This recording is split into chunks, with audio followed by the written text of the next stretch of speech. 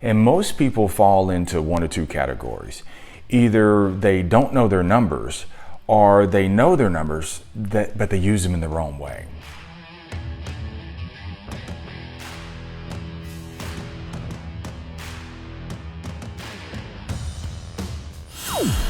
If you don't like math, then you probably don't like success either. Because success, or the lack of success, dude, it's all numbers. It's all it is. I mean, billionaire Tilman Fertitta, in his new book, Shut Up and Listen, that's one of his biggest principles that he has. He said, my principles are very, very simple. And he said, you got to know your numbers. Simply, you got to know your numbers in order to grow your numbers. And most people fall into one or two categories. Either they don't know their numbers, or they know their numbers, but they use them in the wrong way. So, and I've done both. So when I first lost my weight, my campaign was to lose 40 pounds by the time I turned 40 years old. So it was 40 for 40. I had to make it simple. 40 for 40. So I had 7 months to lose 40 pounds. That was my goal. And so when I initially set out on this, I weighed in every single day. And dude, at first when I got on this scale, man, it was depressing. And I would get up every morning, I would drag myself sore, tired, it's 5 in the morning, and get on that scale. And when I got on the scale, dude, it wasn't moving. As a matter of fact, some days, dude, it looked like that it was moving north. It was going in the wrong direction. It seemed like some days, dude, I was losing weight. And I would get aggravated, but it would also fuel me to go work in the gym. Okay, I gotta go work in the gym. I gotta go to work. And so I would go to work, man. And I knew if I kept showing up, if I kept doing it, it would finally tilt. And so I would keep getting on the scale, and then all of a sudden, man, when I got on the scale, the numbers started flexing. The numbers started going to the I don't know, left or right. I guess it's digital, it doesn't really matter. But I started losing weight, let me just say that. So then all of a sudden I got a new pump of adrenaline. Okay, finally it's working. And I would still weigh in every single day. And when I would have those late nights, man, you know those late nights when you're sitting there watching a movie or something like that, or you got the big eyes, you're really not hungry, but you know there's food to eat, even the good snacks or the healthy snacks, and you just want to smash it all. Well, when I would have those late nights, I would say, Marsh, just go to bed. Just go to bed, because you got to weigh in the morning. And so I would go to bed, my stomach's growling, my mind wants to eat, but I would go to bed. And when I would wake up the next morning and weigh in, it showed. I lost even more weight, and I was even more invigorated. And I lost almost twice that, man. I lost like 70 pounds by doing that, because I knew the numbers. Now here's the thing. When I lost my weight, this is where I messed up. When I lost my weight, one of the first things I got rid of was the scale. I didn't need the scale anymore, right? I mean, I was looking good.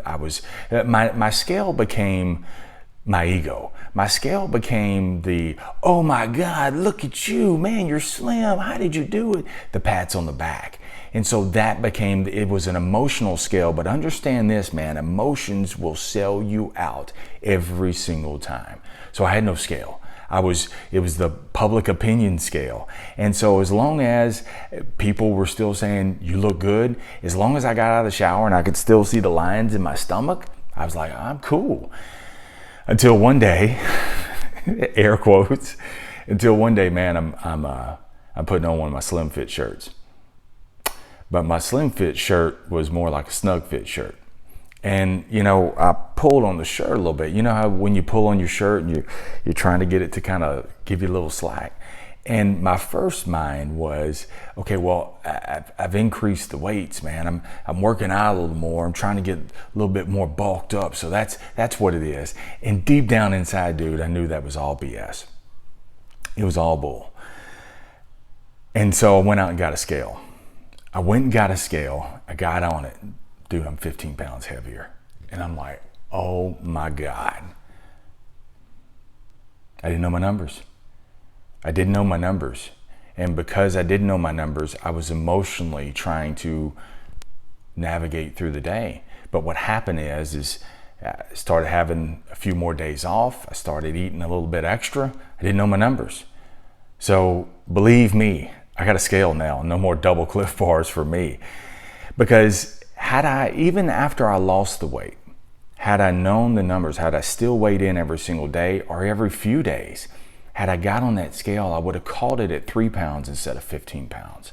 Now I really got to tighten up when all I had to do was just a little small course correction had I weighed in every single day.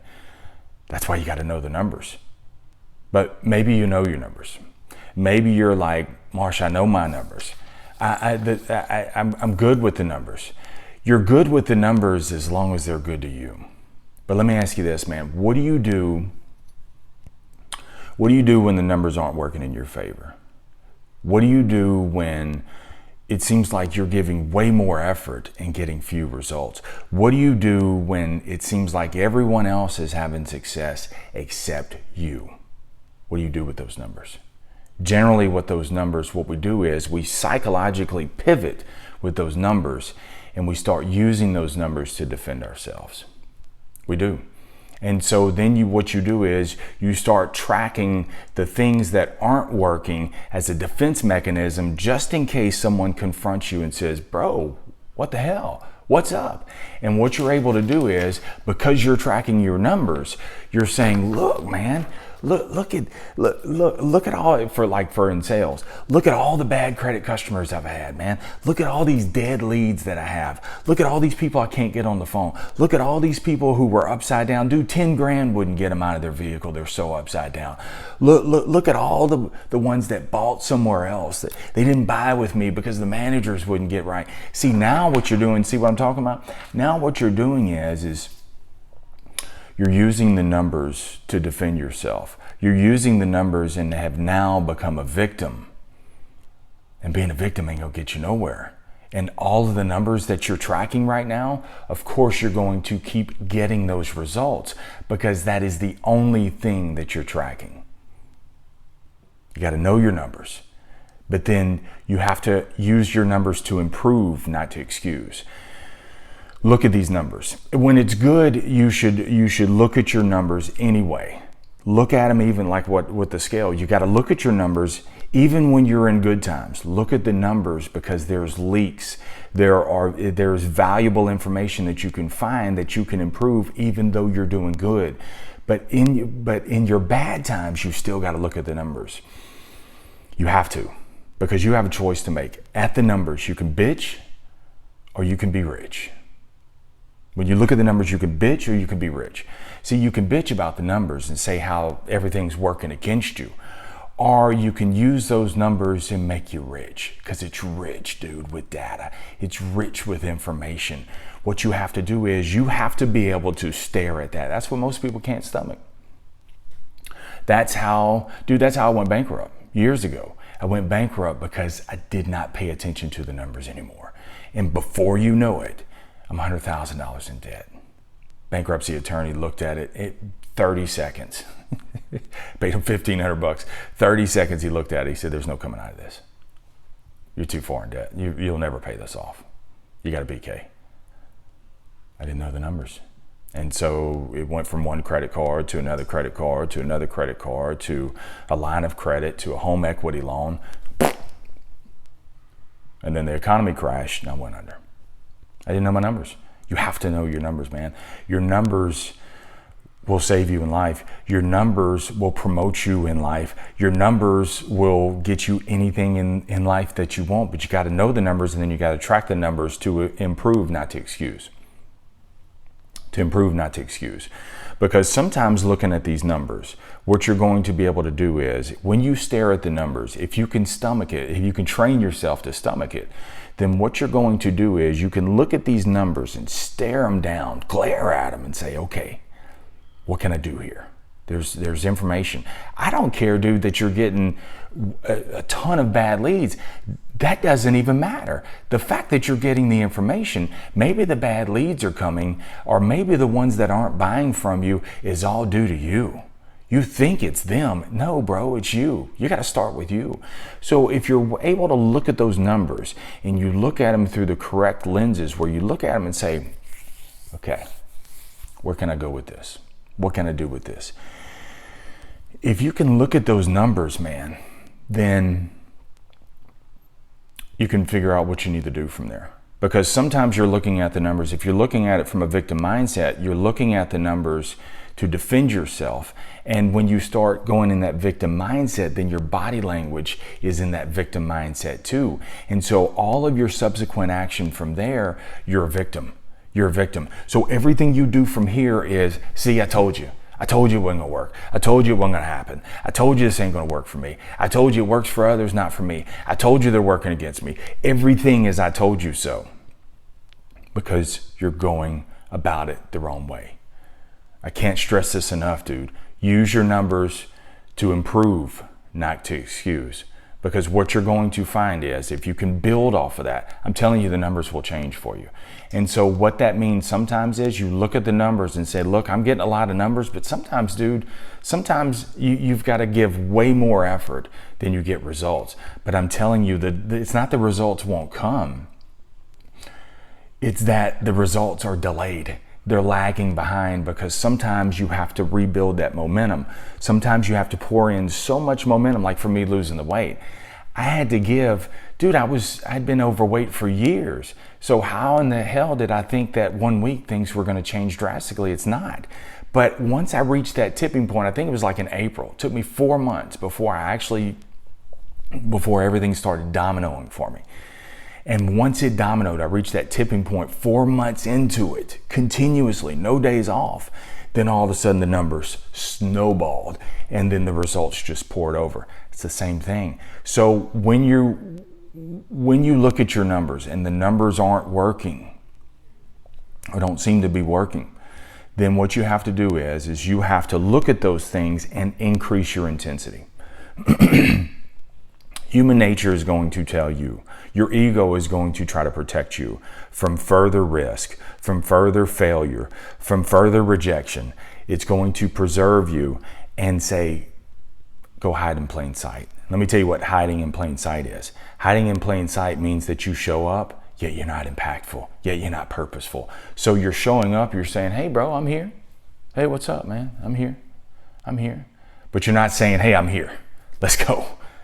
And so this is where you have to increase your intensity. This is where you have to go both feet in. This is where most people, 99% of people, dude, they go back. They say, I can't do this, man. It's just, this ain't my month. This job ain't for me anymore. This workout campaign, this savings plan, this ain't for me no more. Because what you're doing is you're not willing to intensify in the heat of it, in the red. When you're in the red, well, are you willing to increase your intensity? If you keep pouring into those numbers, you keep adding to the numbers, then you can improve the numbers, you can grow the numbers because you are no longer a victim, so you won't excuse them. See, what happens is people say, oh, the numbers aren't working for me. The numbers aren't working for me, Marsh. They're not going to work for me. Let me tell you something, bro. The numbers don't work for you. You work the numbers. The numbers don't work for you. You work the numbers. See, if you want the numbers to work for you, the numbers working for you, dude, they don't work for you. The numbers working for you is like owing a Vegas bookie and asking them to let you off the hook because you can't pay them. Let me tell you what the numbers are going to do is that Vegas bookie, he's going to the numbers, being the Vegas bookie, he's going to pull you in the dumpster and work your ass over and beat the hell out of you and leave you for dead. That's what the numbers, when you say the numbers aren't working for me, no, you work the numbers. You say, oh, numbers, I see you. Now I might add some more. I might add some twins to this thing. I'm going to increase my intensity. I'm going to put even more than that in there. And when I do that, now let's see what you do with those numbers. Then you start steering the ship. Then you start flexing that thing because what you're doing is you're working the numbers. I don't wait for the numbers to come to me. I go to the numbers and I add even more than that. If you like what you saw, check out another episode, specially prepared right there for you. I think that you'll enjoy. Stay amazing, stay in the sales life.